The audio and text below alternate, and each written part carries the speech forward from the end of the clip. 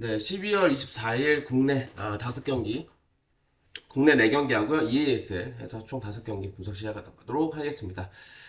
일단 오늘 야간은 이제 영상을 제가 올리기에는 조금 미정이고요. 축구 한 8개 정도 출연하긴 했는데 주간이 좀 중요한 것 같아요. 일정이 괜찮고 경기 숫자도 있다 보니까 5경기 잘 준비해 왔으니까 잘 들어보시면 좋을 것 같고요. 선물도 준비해 왔습니다. 선물이 최근에 좀 아스날 같은 경우에도 너무 좀 어렵게 들려가지고 이 연승이 또 아스날에서 다 끊겼어요. 그래서 물론 부주력이 들어오긴 했습니다. 그래가지고 다행이긴 하고 뭐 NBA가 조금 아쉬웠는데 그래도 최근에 주력이 6승 1무 1패 좋은 성적을 유지하고 있습니다. 그래서 연패 없이 주간 좋아 보이니까 괜찮아 보이기도 하고 연패 없이 분위기 볼 수 있도록 하겠고요. 조합 참여는 유튜브 멤버십 VIP 가입하시면 오늘부터 저와 참여 가능하시고요.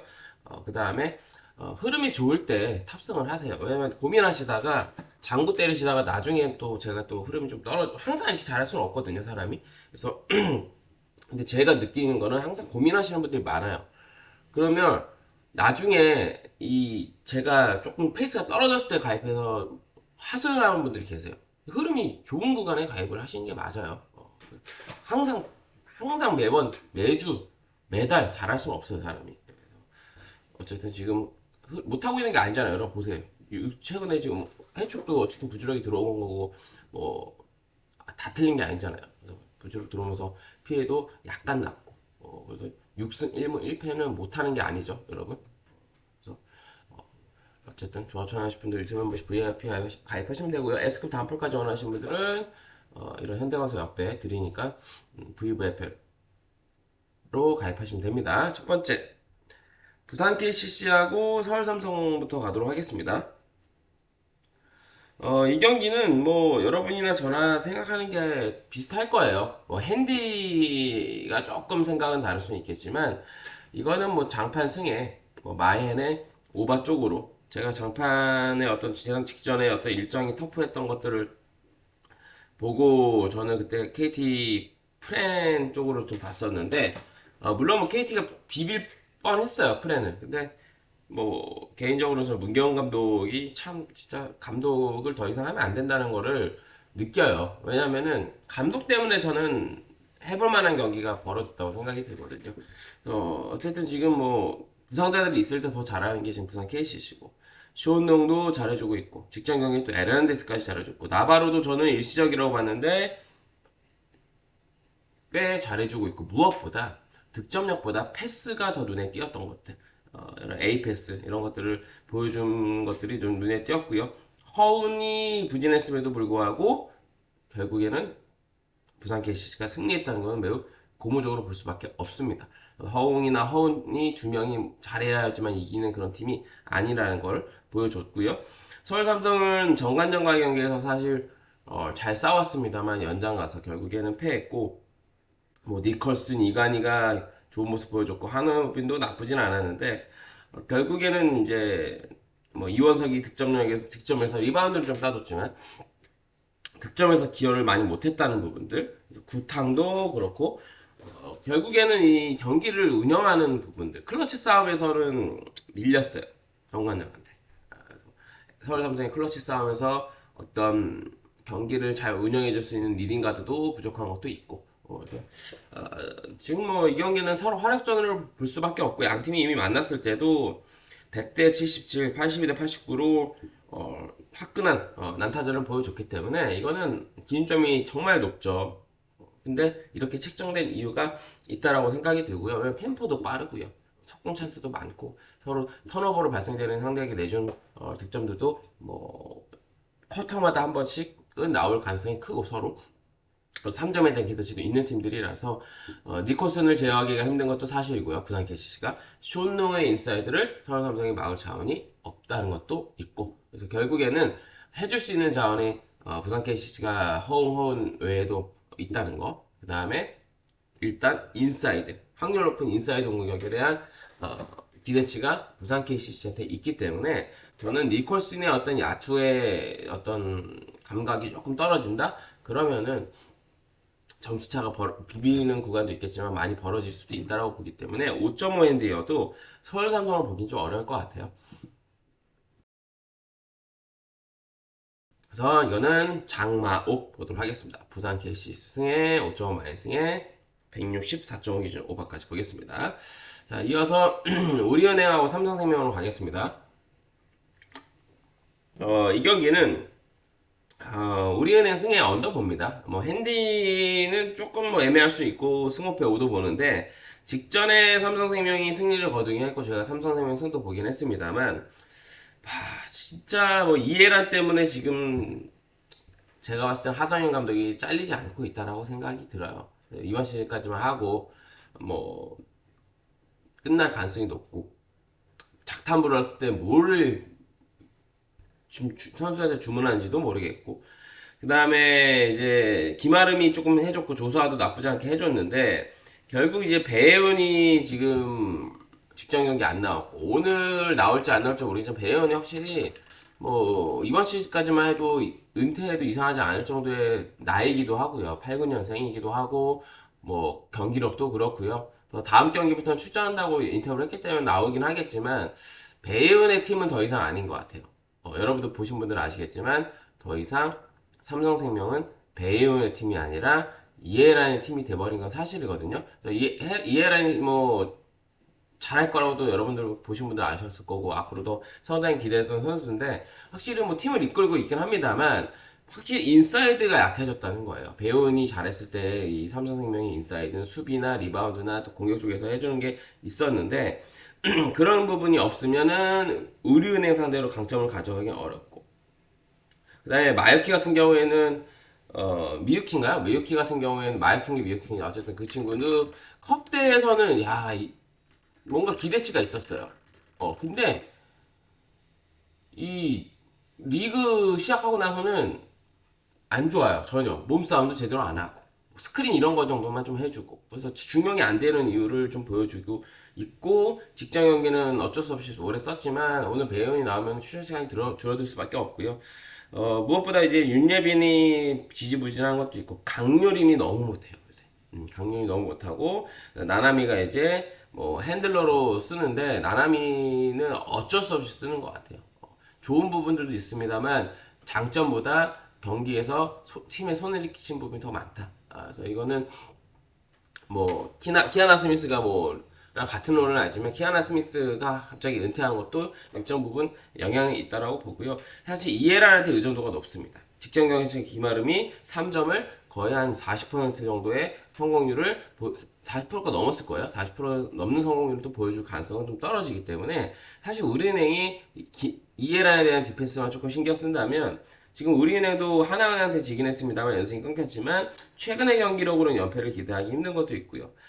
지금 뭐 김단비의 폼도 올라오고 있고 이다현도 이제 훈련 빡세가지고 뛰쳐나갔다가 1년 만에 돌아와가지고 팀이 어느 정도 그래도 기여를 해주고 있고 세키나나미도 시즌 극초반에 미유키처럼 컵 대회에 비해서 못했었는데 그래도 얘는 조금 반등을 한 지금 케이스고 뭐 이명관도 있고 한엄지도 있고 무엇보다 직전 경기는 안 좋았지만 유승희가 돌아왔다는 거는 우리은행한테도 분명히 플러스가 되는 것도 있고요. 일단 변화정이 이번 시즌 확실히 공수에서 팀에 기여를 하고 있는 것도 있기 때문에 우리은행도 해줄 만한 선수들이 삼성생명병에 많고요. 무엇보다 어떤 타이트한 게임 원사이드하게 우리은행이 이긴다고 보진 않지만 감독의 어떤 지략과 전략 싸움에서도 유성원 감독과 하상현 감독은 하늘과 땅 차이다. 그래서 이거는 우리은행 승에 그 다음에 저득점 보도록 하겠습니다. 결국에는 우리은행 디펜스에 이해란이 혼자 활개치는 것도 한계가 있고요.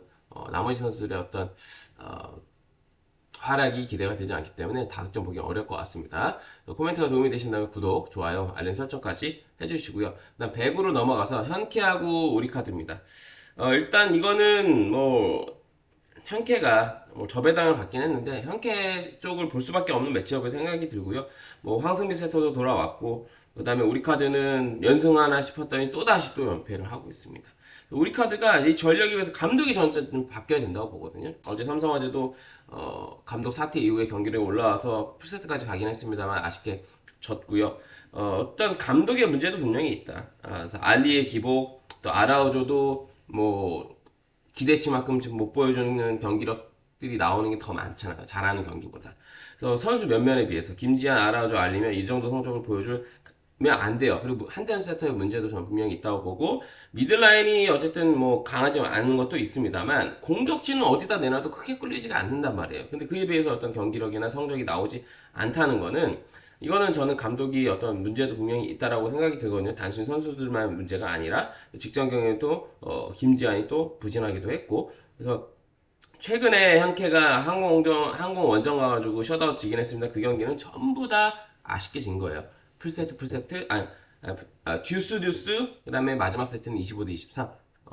이거는 뭐, 현케가 엄청 못했다라고 보기엔 어려울 것 같고, 항공이, 현케하고 하다 보니까 다른 경기보다 더 집중을 해서 저는 했었다고 봅니다. 그 경기를 봤었던 입장에서. 그래서 이 경기는 지금 현케의 상승세를 고렸을 때는, 안정감 있는 경기력, 기복 없는 경기로 보여줄 팀은 현케라고 생각이 들고 최근에 신호진의 폼도 괜찮죠. 그래서 이거는 현대캐피탈 승의 1.세트 마인에 언어버는 이 경기 간다면 현케 승 센마인 쪽으로 봐야지 언어버는 선택하기 좀 애매합니다. 당연히 이거는 181.5면은 우리 카드가 한 세트 따면 오바가 충분히 뜰 수 있는 낮은 기준점이에요. 근데 우카는 어느 팀한테도 셧아웃을 당할 수 있는 팀입니다. 그래서 오바는 보긴 하지만 좋게 보기는 어려울 것 같아요.